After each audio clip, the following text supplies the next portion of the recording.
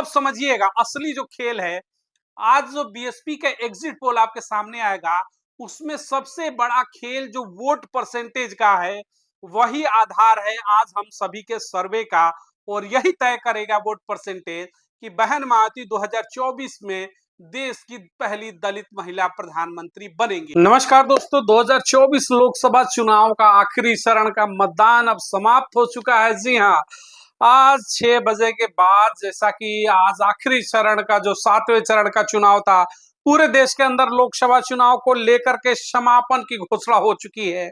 लेकिन अब वो वक्त आ चुका है जिसका इंतजार पूरे बहुजन समाज को था। लगातार जिस तरीके से बीएसपी मूवमेंट करके पूरे लोकसभा के चुनाव में जिस तरीके से बहन मायावती के लगातार दौरे हुए, आकाश आनंद के दौरे हुए, लाखों कार्यकर्ता जिस तरीके से देश में बीएसपी के झंडे को लेकर के बुलंद किया उन्होंने, और उसके समर्थक, उनके नेता कार्यकर्ता लगातार घर घर तक पहुंचे। तो बहुजन समाज के लिए अब बड़ी खबर आ रही है। जो यूपी को अगर हम बात करें, जो गढ़ माना जाता है जिस तरीके से बीएसपी का, जो 6 बजे का मतलब जो आखिरी समय था वो भी समाप्त हो चुका है। अब समय है एग्जिट पोल का। जी हाँ, एग्जिट पोल के नतीजे क्या कहते हैं उसको लेकर के आपके बीच में मैं भी हाजिर हूँ। जी हाँ, बीएसपी के आंकड़ों को लेकर के आपके बीच में किस तरीके से एग्जिट पोल का माहौल क्या है, क्या वाकई में इस बार जो सत्ता है वो परिवर्तन होने वाली है, यानी कि नरेंद्र मोदी की जो सत्ता है केंद्र की, क्या वो तीसरी बार सत्ता में वापसी होती है या फिर उनके ऊपर ताला लग चुका है।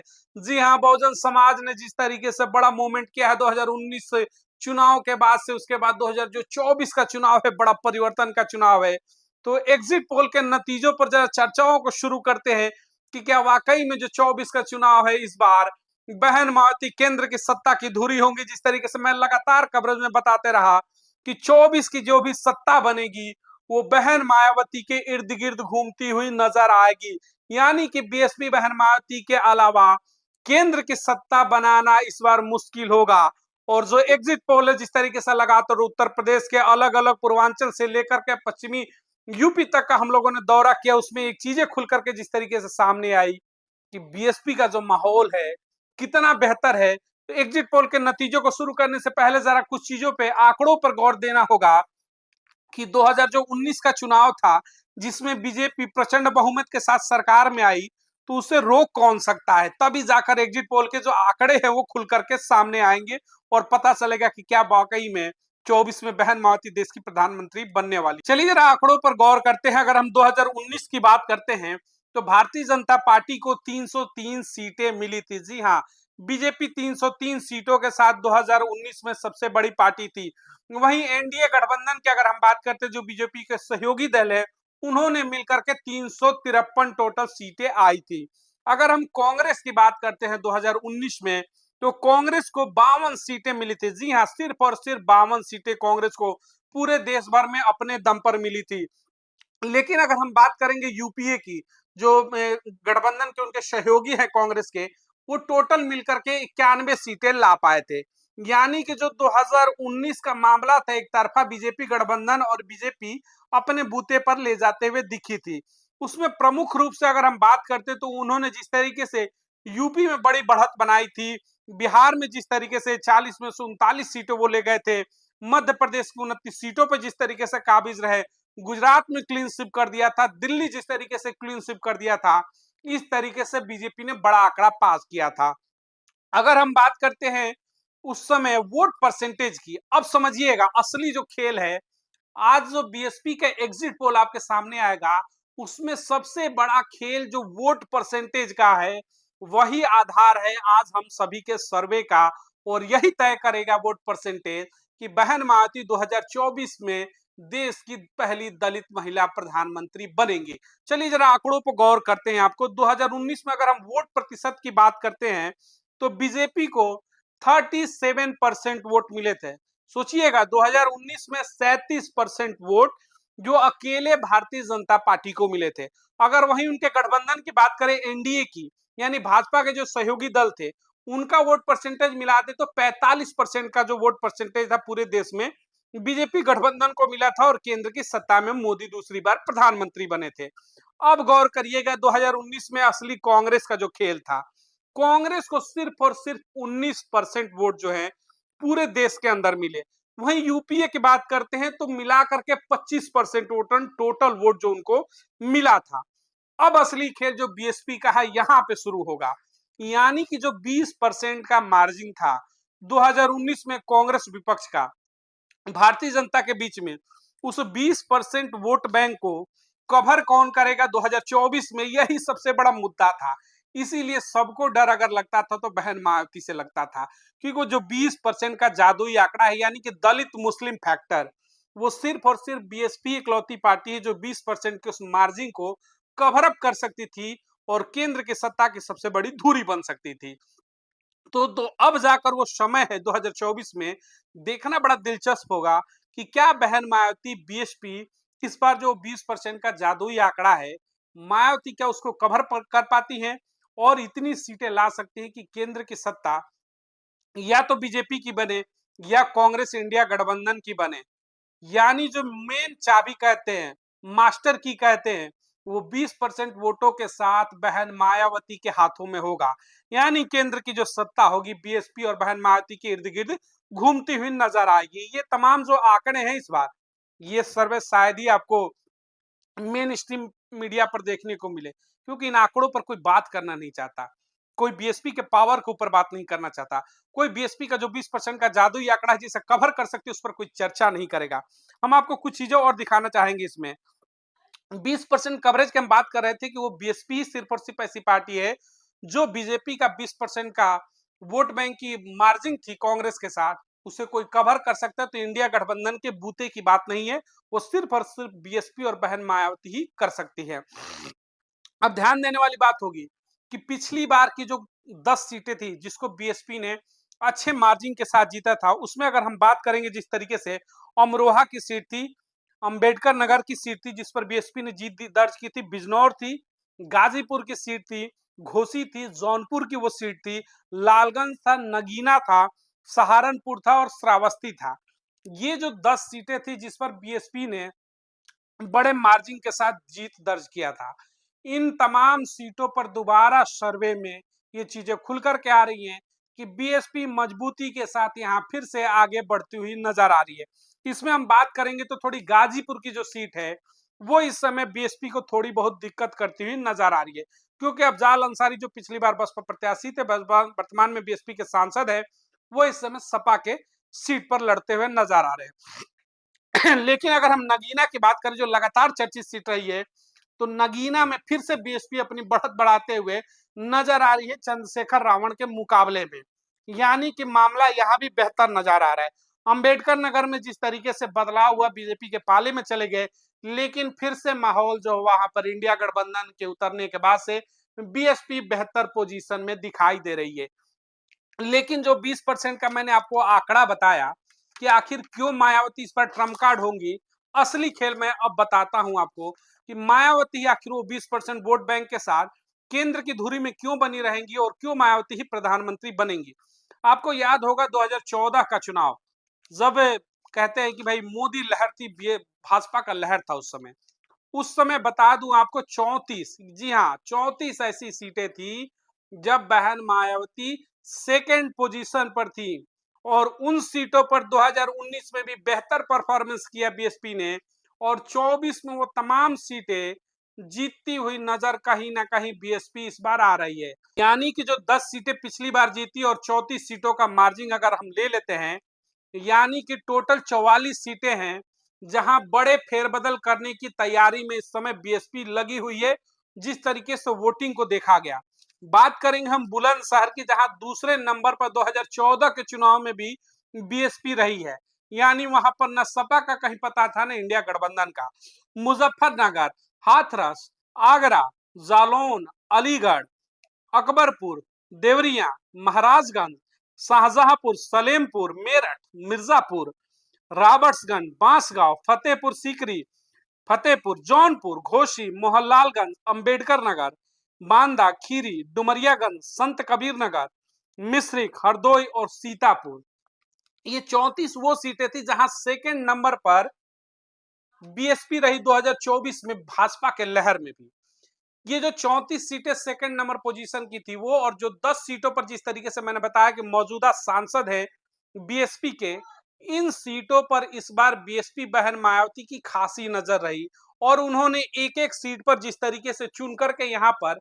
प्रत्याशी उतारे, वाकई में उन प्रत्याशियों ने अपने अपने क्षेत्र में जिस तरीके से मेहनत किया, तो इस बार के समीकरण में लगभग 30 से ऊपर ऐसी सीटें यूपी की जो मैंने बताई आपको, जो सेकंड नंबर पर 2014 में थी, और 10 सीटें जो इस समय वर्तमान में खाते में है बीएसपी के, उसमें अगर हम केवल गाजीपुर की जो सीट है उसको छोड़ दें तो बाकी सीटों पर फिर से वापसी करती हुई बीएसपी नजर आ रही है। यानी जो 34 से 44 सीटों का जो आंकड़ा है, इस पर बीएसपी बढ़िया दावेदारी करती हुई नजर आ रही है। आंकड़े के खेल में कुछ भी हो सकता है, यानी कि यही जो 20% वोट बैंक की मैं बात कर रहा हूं, उसे कवर अप कौन कर सकता है, तो बीएसपी इसमें सबसे आगे नजर आएगी। अगर हम बात करेंगे अंबेडकर नगर में, तो अंबेडकर नगर में जिस तरीके से बीएसपी प्रत्याशी भाजपा के पाले में चले गए और इंडिया गठबंधन के प्रत्याशी आने के बाद त्रिकोणीय मुकाबला वहां बीएसपी के लिए आसानी से खड़ा हो गया है। यानी कि वहां का जो मुस्लिम फैक्टर है, दलित फैक्टर है, उसको कहीं ना कहीं इस बार फिर से बीएसपी अपने पाले में लाने में कामयाब होती हुई नजर आ रही है। अगर हम वही बात करते हैं अमरोहा हो या फिर बिजनौर हो,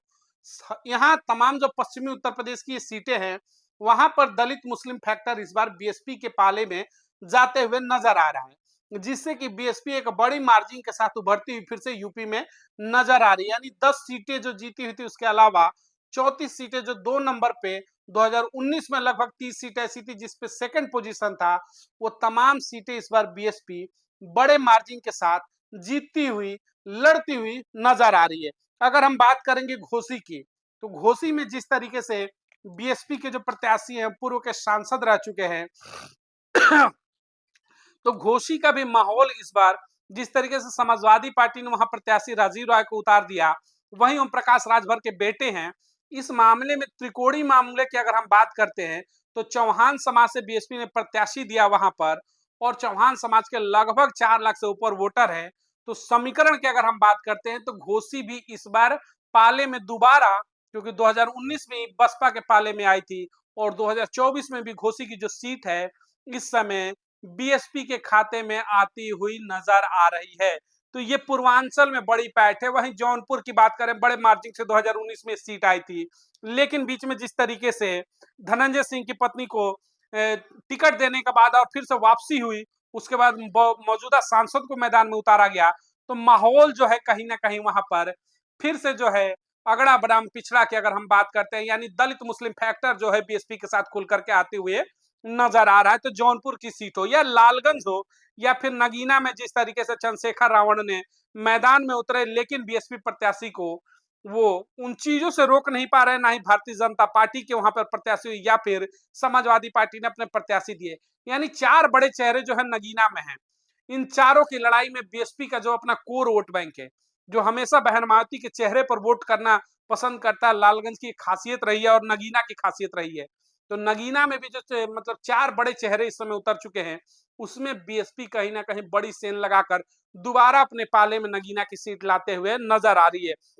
अमरोहा और बिजनौर की बात अगर हम करते हैं, सहारनपुर और श्रावस्ती की बात करते हैं, ये तमाम जो पिछली बार जीती हुई सीटें थी, उसमें भी बहन मायावती बढ़त बनाती हुई नजर आ रही है। लेकिन जो सबसे बड़ा खेल है, वो जो पिछली बार की मैंने 34 सीटें बताई, उस पर बीएसपी बहन मायावती की खासी नजर थी। और ये तमाम जो सीटें हैं, 34 सीटों की जिस तरीके से मैंने बात की, उस पर बीएसपी को लेकर के बढ़िया खबर इस समय आती हुई नजर आ रही है। बुलंदशहर की अगर हमने बात की थी, या फिर मुजफ्फरनगर या फिर हाथरस हो, आगरा हो या फिर जालौन हो, आगरा में भी बेहतर परिस्थिति में इस समय नजर आ रही है बीएसपी। अलीगढ़, अकबरपुर, देवरिया की अगर बात करें, महाराजगंज, शाहजहांपुर की बात करें, सलेमपुर, मेरठ, मिर्जापुर की अगर हम बात करें, रॉबर्ट्सगंज, बासगंज की बात हम करें, फतेहपुर बात करें, सुल्तानपुर बात करें, मछली शहर की बात करें, या फिर प्रतापगढ़ हो, भदोही हो, चंदौली, जौनपुर, घोसी हो, या फिर मोहनलालगंज की सीटें हो, इन सीटों पर बीएसपी बहन मायावती सबसे आगे बढ़ती हुई नजर आ रही है।